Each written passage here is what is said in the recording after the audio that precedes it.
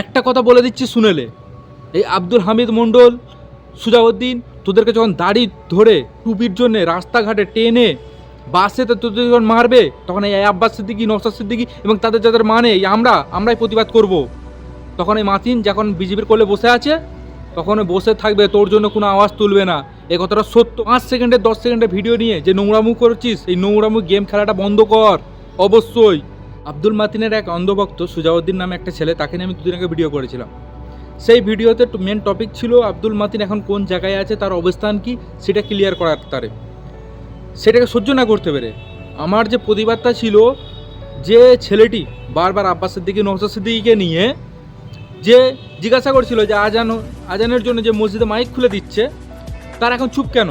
তারা দিনের পর দিন বাইট দিচ্ছে এবং সেটা নিয়ে নওশাদ সিদ্দিকী পুলিশের আইনের দ্বারস্থও হয়েছে।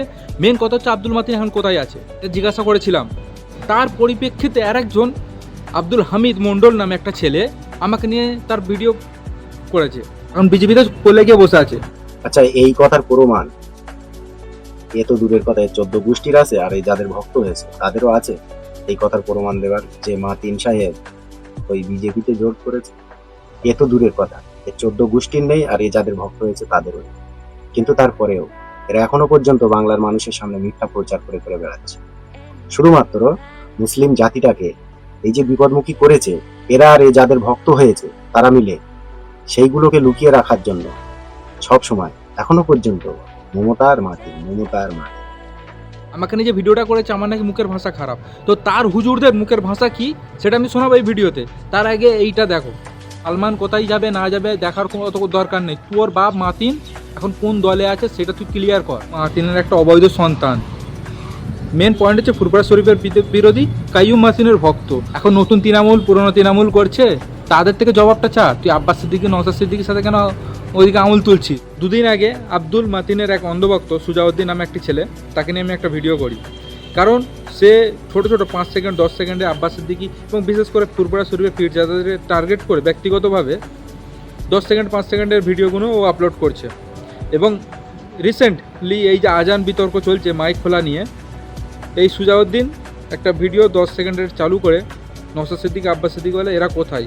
আমি তার পরিপ্রেক্ষিতে ভিডিও করেছিলাম যে আব্দুল মতিন এখন কোথায় আছে। ভিডিওর মেন পয়েন্ট হচ্ছে এটা, আব্দুল মতিন এখন কোন জায়গায় আছে, তার অবস্থান ক্লিয়ার আগে কর। মেন টপিক ছিল এইটা। আর তোরা যে প্রত্যেক ভিডিওতে বলিস যে আব্বাস সিদ্দিকী জলসা করে না, 50,000 কোটি টাকা নাই, তা আব্দুল মতিনের জলসাটা একবার শোন। আগা 25 বার ভান্ডারে টাকা দেয়, তারপর আমি বুড়ো হয়েছি বলে আমারও 1000 করে দেয়। তারা আঙ্গা কোচি স্কুলে যায়, ওর একটা সাইকেল দিল। তারপর বুড়ো কোচিরা সে আবার স্কুলে গিয়ে টিফিন নিয়ে যায়, প্রতিদিন খিচুড়ি দেয়। তারপর সে একদম খুচরো কোচিরা, সেও ICDS দেয়, তারও খিচুড়ি দেয়, ডিম দেয়, ছাতু দেয়। তারপরে আমার কোচিটার বছরে 1000 করে টাকা পায়।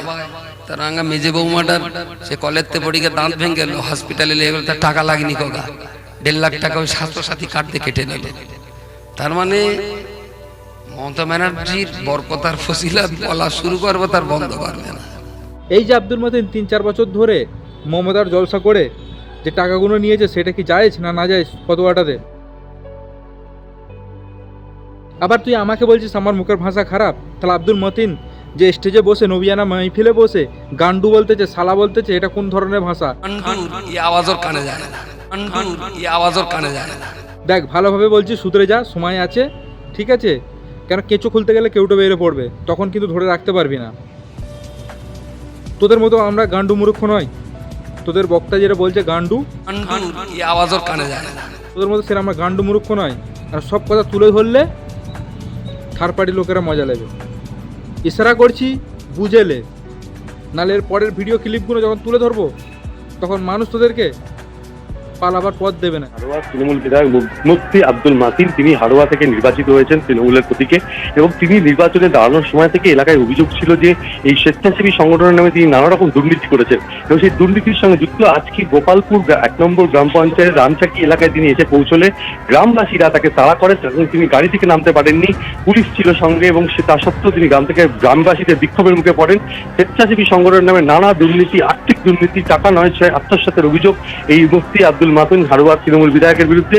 এইটাই গ্রামবাসীরা তাদের অভিযোগ, এবং সেই অভিযোগ এনে গ্রামবাসীরা তিনি ওই গ্রামে পৌঁছলে, অর্থাৎ রামচাকি গ্রামে পৌঁছলে গাড়ি থেকে তাকে নামতে দেওয়া হয়নি, গাড়ির সামনে বিক্ষোভ দেখাতে শুরু করেন, কার্যত তাকে তাড়া করা হয়, তিনি গাড়ি করে অন্যত্র তখন চলে যান এবং সেখানে পুলিশ কেন্দ্রীয় বাহিনী উপস্থিত ছিল, তাদের উপস্থিতিতেই এই ঘটনা ঘটে এবং গ্রামের মহিলা এবং যারা গ্রামবাসীরা তারা ক্ষুব্ধ হয়ে পড়ে এবং তাদের বক্তব্য যে স্বেচ্ছাসেবী সংগঠনের নামে নানা দুর্নীতি করেছেন হাড়োয়ার তৃণমূল বিধায়ক মুফতি আব্দুল মাতিন। আর সেই অভিযোগ এই জায়গায় বলছে দাদা হুজুরে আমরা মানি, ফুরফুরা শরীফকে মানি, এই ফুরফুরা শরীফকে কেওড়াতলা বলছে। খাদিজা, জামিয়া, বৈকারা, হাড়োয়া, জীবনতলা, আমাদের মাদ্রাসা যা, এই সমস্ত মানুষদের টাকা কোনো মাদ্রাসা খুব একটা বাদ যায় না, খুব একটা বাদ যায় না। কপাল পোড়া বুড়ো সগুর এই জান্নাত পরিবেশ থেকে গেল আর এক জাহান্নামের দিকে। এক জায়গায় দাঁড়িয়ে লাখো মানুষের পাওয়া যেত, সেসব ছেড়ে দিয়ে ভদ্রলোক এখন কেওড়াতলায় জায়গা নিয়েছে। আবার তোরা বলিস ফুরফুরার মুড়ি, লজ্জা লাগে না? দাদা হুজুরের সিলসিলাকে বলছিস কেওড়াতলা। দেখ তোর মাতিনের বক্তব্যটা শোন। হিন্দু ভাইদের চেয়ে মুসলমান একটু জানে বেশি, যার জন্য এই শালারা ভিক্ষেও করে বেশি। মার্কেটে দেখবেন ভিখারি, যদি 10টা দেখেন তার ভেতরে 9টা ভিক্ষে দেওয়া বন্ধ করে দিন।